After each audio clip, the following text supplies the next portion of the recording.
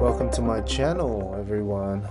Hi, I'm Aswa. I am a film director and I direct commercials, and you can check out some of my work at aswahan.com. All the information is down below, including all my socials.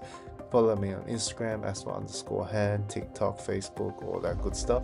Most importantly, please give this video a like, comment down below, share, and most importantly, subscribe. Today we are going to focus on me. Again, like I said, I thought it'd be more interesting to get to know a bit more about me, my background, who I am, and that way we have a deeper connection. Because in my past videos, all I've been basically doing is just giving information after information, sharing my thoughts and ideas and tips on film directing. And I thought, let's make it a bit more, human to human, make it more personal. Okay, where did I study? What did I study? Did I study film?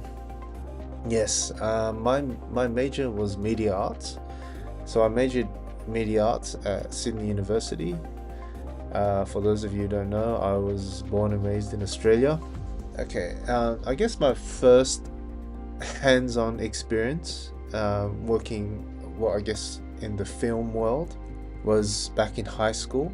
So in high school, I think it's like when you're in year 10, or was it year 11? I don't know.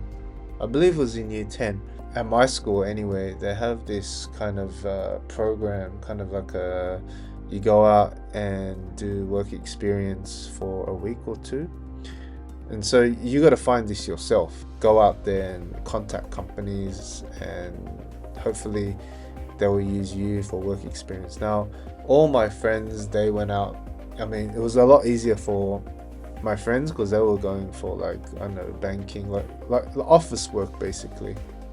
While my love for film was ever since I do not remember, like when I was like really, really young. I knew what I wanted to be. So I remember we had I forget his name. He's like an advisor. He was like an advisor for he would advise and kind of support and help you in finding companies that will, recruit you as kind of like an intern. However, in my case, it was a bit difficult, especially for him, because I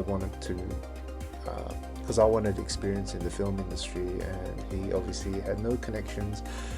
So back in the days, I don't know if it still exists, but we had like a yellow pages, and I go through all the companies. I'd be like cold calling and be going, I'm a student looking for work experience for a week or two, etc., and they would all reject me until I contacted this one company called Portfolio and Reel. So I contacted them, and they were like, how would I call it? They were more of not really a post house. It's hard to explain their services, but they did editing basically. So I called them.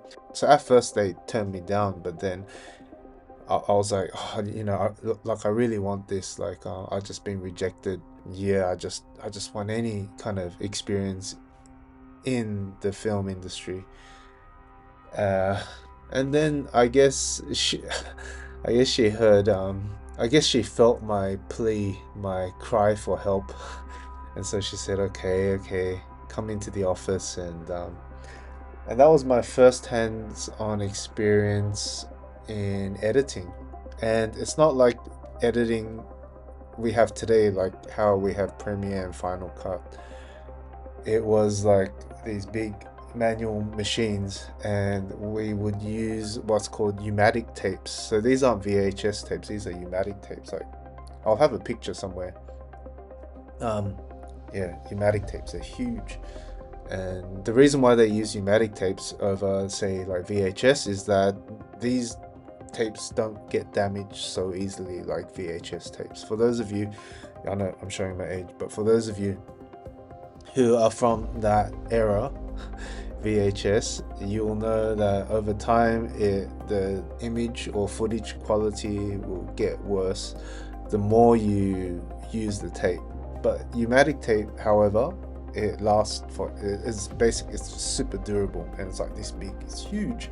Anyway, so we use like these massive machines, and they taught me how to use the machine, which when I think about it now, yeah, those were, I mean, people who are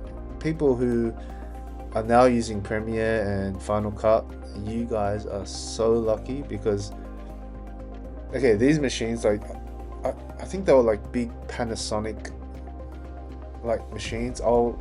Yeah, like if I find an image, I'll post it up somewhere here or here.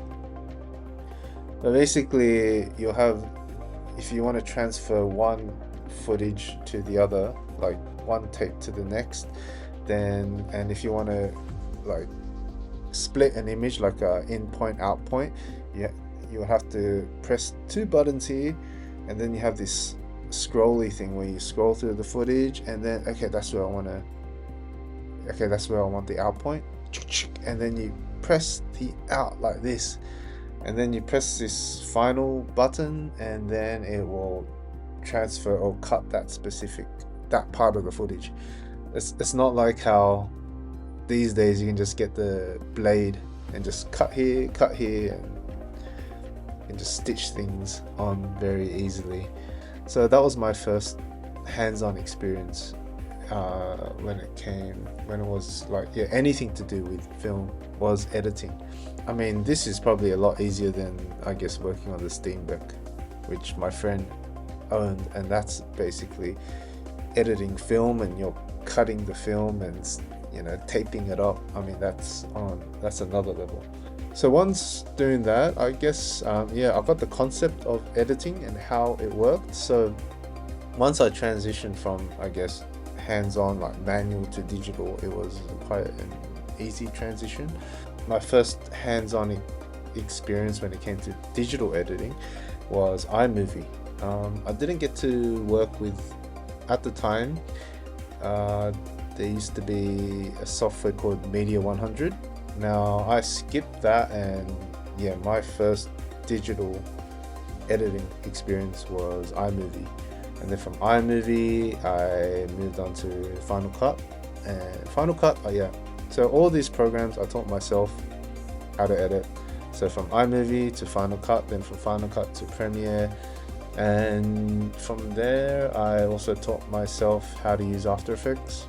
And even to this day, at times when I'm working on a director's cut, I will play around with After Effects. I still have a good grasp on how it works. So yeah, it's a very powerful tool. So it's always good as a director to have some idea of different areas of, like, you know, it could be editing, sound, so there's many aspects and areas in film directing. I mean, even art direction and wardrobe and makeup, and you got to have some idea of when it comes to these things. So before I got carried away, after I graduated from university, I then did a short acting course at SAE under a teacher named John Samahar, and that was also a really good experience because it got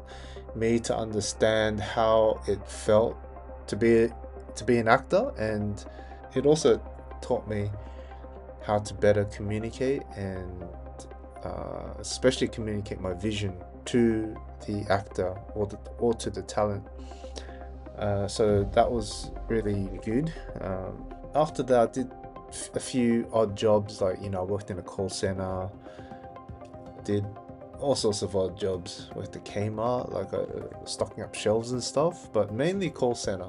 I did a few call center jobs here and there, and then my strengths were in editing, so I did that as, I guess, as a freelancer. So I did editing for some marketing companies in Australia. But of course, my goal was to one day to become a film director. So even when working for that marketing company, I was also the DP. I had my own.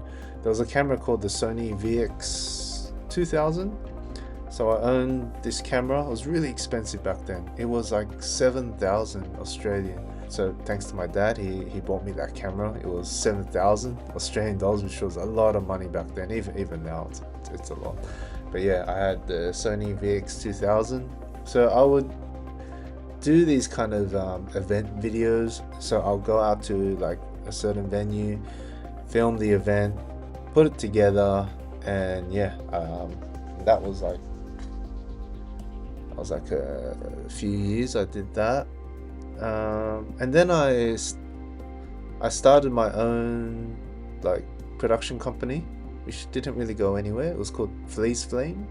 It was kind of a play on the word freeze frame, but I had a really cool logo. If I can find that, it was designed by Dane Hallett, a good friend of mine. He's like a prop slash concept artist for big Hollywood films. Like he's worked on like Alien, Prometheus, Mad Max.